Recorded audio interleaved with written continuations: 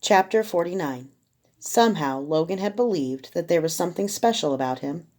He'd had everything taken from him. His friends had been taken, his wife taken, his hopes taken, his freedom taken, his dignity taken, his naivete taken, but his life had been spared.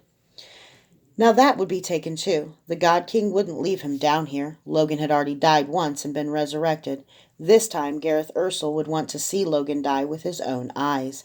There would be doubtless there would doubtless be torture first, but Logan couldn't care. If he'd been stronger, he would have tried one last desperate plan, but his fever had left him a shell. At the least, he could throw away his own life to kill Finn. He could have done it before the fever.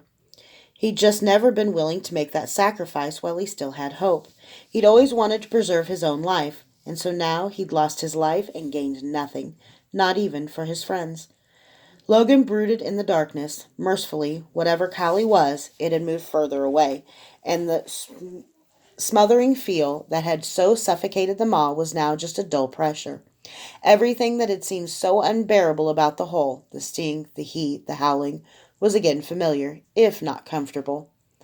"Bitch, come here," Finn said.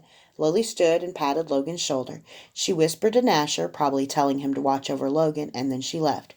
Of course she left. He didn't even blame her, though it made him feel even more empty and desolate. Lily had to be practical. The sentimentality of all the books Logan had once loved died when it came within smelling distance of the hole. Lily was a survivor. Logan was going to be dead within an hour or two. Life went on. Logan's heart might blame her, but his mind couldn't. In any other circumstance, he would have condemned himself for eating human flesh. Then Nasher got up and walked away. Do I reek so much of death? It wasn't fair to blame Nasher and not blame Lily, but Logan did. He suddenly hated the simple, misshapen man. How could he leave after all he'd lost? Logan wanted to at least believe he had gained a friend or two. Nasher probably didn't even know Logan was going to die. He'd just gone to play with the end of Finn's sinew rope. Finn was too busy banging Lily to pay him any mind.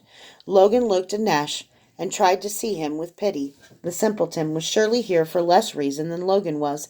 He hadn't betrayed Logan. He just saw a chance to play with something new. Finn never let anyone touch his rope. Logan smiled as he saw Nasher sit down and grab the rope in both hands, squeezing it as hard as he could with all the concentration in the world, as if he were going to get away from him. The man truly lived in a different world.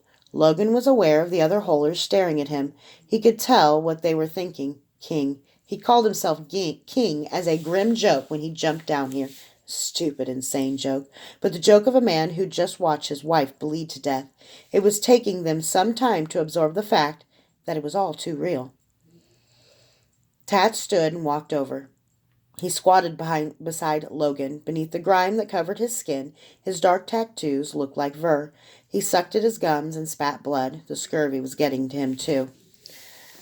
I would have liked it, Tat said, speaking for only the third time Logan had ever heard. If you'd been the king. You got balls like no royal I ever heard of. Balls! Finn paused in his rutting and propped himself up on his hands and laughed. He was a gruesome sight, sweaty and dirty, his mouth bloody, the sinew rope half undone, half still wrapped around his naked body. Someone else is going to have his balls soon enough. Logan looked away, still embarrassed to see Lily doing what she needed to do to survive. So he almost missed it. Lily shoved, and Finn cried out, and Logan saw him at the edge of the hole on his side, precariously balanced, arms scrambling. Then Lily kicked him in the groin with all her strength, and he fell in the hole. Lily flung herself away from the coils of rope that snapped taut beneath her. Tied to Finn, coil upon coil disappeared down the rope, or down the hole. Nasher's arms jerked out and his entire body jumped forward, then again and again as the sinew rope jerked. Finn to a stop, dropped again, stopped again, and then began unwinding at great speed as gravity uncoiled the rope wrapped around Finn's body. Finally, Finn's body must have hit bottom, because the weight on the rope eased. Lily cried out and hugged Nasher and kissed him. You did perfect, just perfect. She turned to Logan. You, on the other hand, could have been a lot more helpful. Logan was stunned.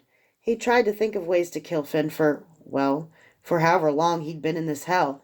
Now he was just gone. Gone, and Logan hadn't done a thing. Now listen to me, Lily said. All of you, we're fucked. We always have been. We all done what we done, and ain't one of us worth trusting. But King ain't one of us. We can trust him. We ain't got but half a chance, and to have even that, it needs all of us. What are you asking? Nine-Figure Nick asked. We had a key. Now we've got Finn's rope. But we got no time. I say we lower King and Nash into the hole. King, 'cause we can trust him, and he saw where the key fell, and Nash, because he's the only one strong enough to climb back up the rope if he needs to. They go down and take a look around, see if they can find a way out from down there, or find the key. One way or the other, it might give us a chance to get out before the Paleys come back. Why don't we all climb down? Nick asked. 'Cause we all got to hold the rope, idiot. There's no place to tie it. We could tie it to the grate, Nick said. Finn's body's still tied to it. We'd have to make a tower 3 people high and then lift Finn's body weight. It's impossible. After King goes and unties Finn's body, we can do that. Then all of us can get out. Or if there's no way out down there, he might find the key and we'll be able to make a rush up here. We'd have to get past that thing, Nick said fearfully. Nobody said it was a good chance, Lily said. You want to stay? You die for sure. Tats nodded. He was in. I still say we lower someone else, Nick said. I got us the rope, Lily said. We do it my way or not at all. Come on, Lil. Would you trust us to hold the rope with you on it, Nick? We let it go, and we get your cut of the food. That shut Nick up. Can you trust us, King? Tats asked. I trust you. I don't have anything to lose. It took them a few minutes to explain it to Nasher, and even then Logan wasn't sure the man understood. They got the rest of the holers arranged, holding the rope.